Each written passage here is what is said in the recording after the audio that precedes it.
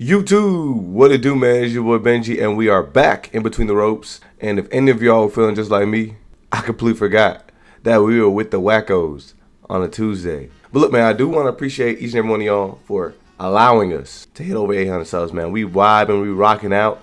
We gonna celebrate on the Patreon. But let's talk about what happened on AEW on a Tuesday. So we opened the show with a face-off between Adam Page and Samoa Joe. Hangman strutted out to the ring first. Cowboy confidence at max levels. Then out came Joe, flanked by the Ops, Powerhouse Hobbs, and I can't remember dude's name, and I'm probably not going to be able to pronounce it. But they came out like two extremely muscular bouncers, making sure that nobody messes with the buffet line. Hangman recapped some of the highs and lows of his time in AEW, and I still can't wrap my head around Samoa Joe losing his mind with Hangman. I mean, this beef was a little bit out of the blue, so I can kind of understand where Hangman is coming from and why he's so confused himself. But y'all let me know, am I tripping? Was this crowd leaning more towards Samoa Joe? Joe says he doesn't see a champ when he looks at Hangman. He sees a pretender. I tuned into AEW right at the time of like All In or All Out or All Aboard or whatever. But Joe is right. His assistance in the big match versus Mox helped gain Hangman the gold. Hangman is kind of like your mom on the mic. Like, he's saying some things that you should listen to, but they just kind of go in one ear and out the other. Samoa Joe is just so good. Seriously. Hangman starts blabbing about how he will outlast he will outlast Samoa Joe and retain. Then he ended with the kind of energy only a cowboy with caffeine and revenge can have. I hope you stand up, shake my hand, look me in the eyes, and let me know I'm the champion of the world. This ought to be an interesting match. But my prediction is that he retains. What do y'all think? Y'all let me know. Backstage, I just want to know, where is MJF when you need him? Someone needs to smack Mark Briscoe with a frying pan. Maybe that will cook some sense into him. Dude, I believe he was introducing some of the dudes on the scene with him. Or maybe he was just rapping. Or maybe he was just rabid. He's entertaining, I'll say that. One of the first matches of the night was Jon Moxley versus Tomohiro. Yeah, I believe. I just want to say, I live for Moxley's entrances. Like, he's probably just a couple lumps away from being a Breaking Bad stunt double. But dude, I might have missed something. I can't really remember why these guys are fighting. Watching this match, I will say Moxley is amazing at kicking out at the last millisecond. At some point during this match, Tomohiro just starts leaking from his nose. There was one of these weird moments where Tomo just gets right up after a power driver that should have ended his wrestling dreams. And hey, maybe it was just me that caught it, but Mox hit him with a stomp, a la Seth Rollins. He ended up choking Big Boy out in order to win the match, so that was that. No real shenanigans after this. So now, a match I almost forgot about was the Demand versus the Hurt Syndicate. This night took a hard left turn into chaos the moment the Demand showed up. Ricochet, Toa, and Bishop Calm came out looking like they just robbed Home Depot. They had chairs, kendo sticks, and probably a coupon for bulk tables. They waited at the bottom of the ramp like hyenas, about to jump some gazelles that were the Hurt Syndicate. Bobby Lashley, Shelton Benjamin, and MVP all came out in sharp shoots like they were headed to a board meeting and not a brawl. But the moment they saw the Demand, they ditched the jackets, rolled up sleeves, and the street fight started before anybody could even locate the bell. I'm just going to tell y'all, I really enjoyed this match. Ricochet and MVP were swinging at each other like two dads fighting over the last PS5, and Ricochet pulled out some classic Ricochet moves, flying high and hiding under tables. MVP found him though and hit a suplex on the ramp just to remind him that hide and seek was not on the card tonight. Weapons were everywhere, dude. I mean, there were so many tables that got broken. MVP hit Leona with a trash can, which only seemed to level up the big man's anger meter. Lashley slammed Leona face first into the floor, while MVP went full hospital staff on Ricochet with a crutch. Dude, it was good. At one point, Shelton Benjamin found himself in a 3-on-1, but he still kicked out of a double choke slam because Benjamin apparently runs on just pure stubbornness. The Demand then placed him on a table for Ricochet's shooting star press, but the table refused to cooperate. And then MVP and Toa just come in there with a spear to eventually break the table. A multi-man street fight was a good idea if you ask me, We saw Lashley spearing Khan, Ricochet, and Leona one after another like he was checking items off a grocery list. And then he hit a spine buster on Leona through a table so hard that the table filed for workers' comp. We finally saw Ricochet being left alone, which was bad news. The Hurt Syndicate surrounded him, took turns throwing hands, and Benjamin sealed the match with a released German suplex through a table for the 1-2-3. Definitely my favorite match of the night. There were so many like funny nuances without this match. Like I really enjoyed, of course, Ricochet talking to Smack, and again, like the little things of like these dudes coming out with suits, and then after the match, MVP grabs the suit jackets and starts putting these the suit jackets back on them. Bro, absolutely hilarious. The next match was Jurassic Express versus KM and Orion. The crowd was hyped that the band was back together. You already know. They ended up winning. Jurassic Express, that is. But like two uninvited cousins at a family reunion, the Young Bucks jumped the barricade in all their nice clothing and ruined everything.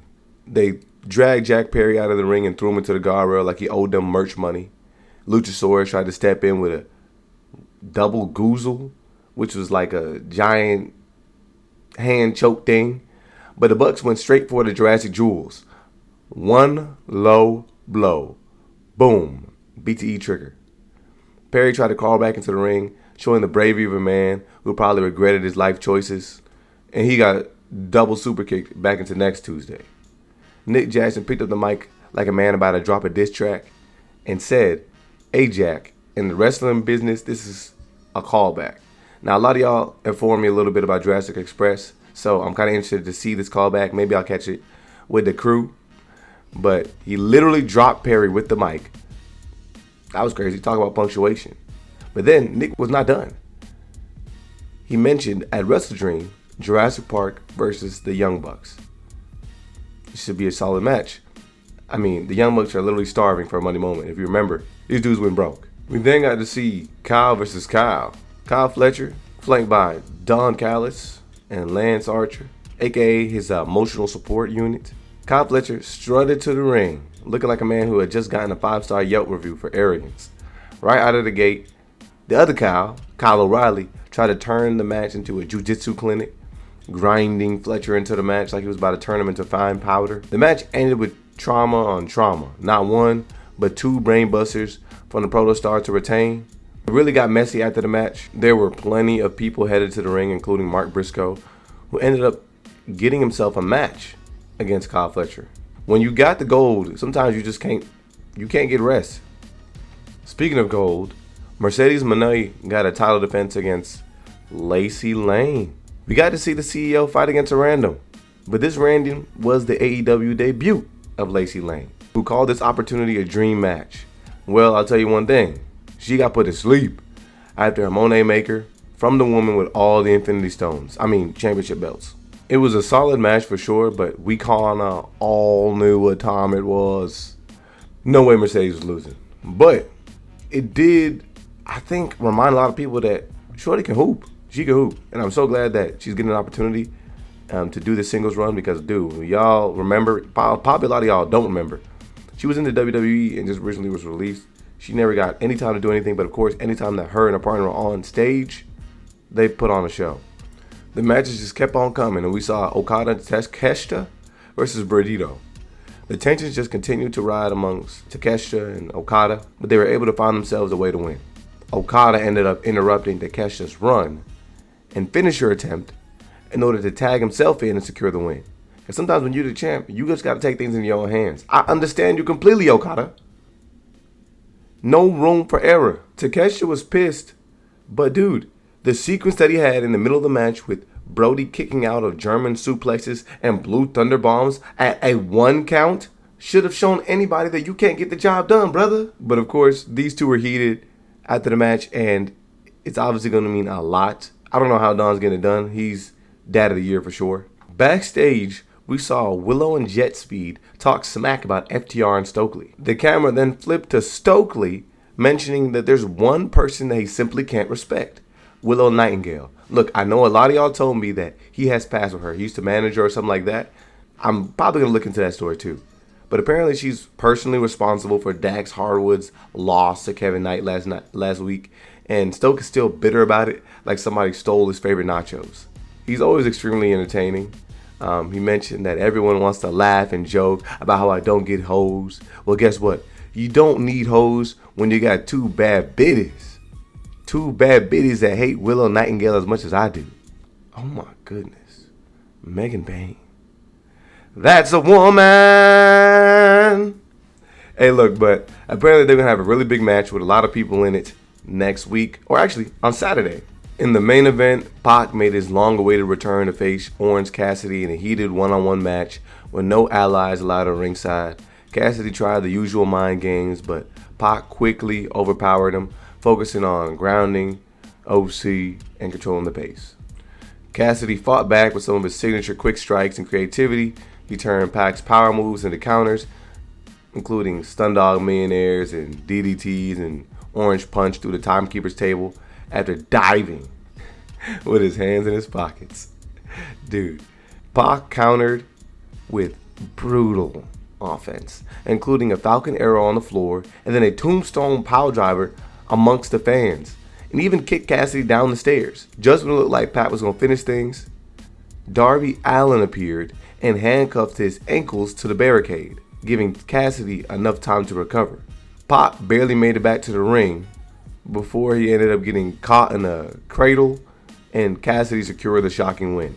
Now, I'm not going to lie, this was a pretty exciting match at one point, but a couple things. You can put somebody through a table and not get disqualified, and then in addition, I didn't really like the count out angle because he comes right in at 9, but he was handcuffed to a barricade to then lose to a roll-up pin. I thought he should have just got counted out, if you had to ask me. Because then the blame is not on Darby Allin. The blame is still on him for not paying attention.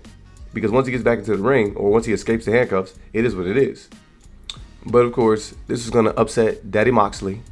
Pac ended up attacking Allin, who fought back by spraying him in the eyes.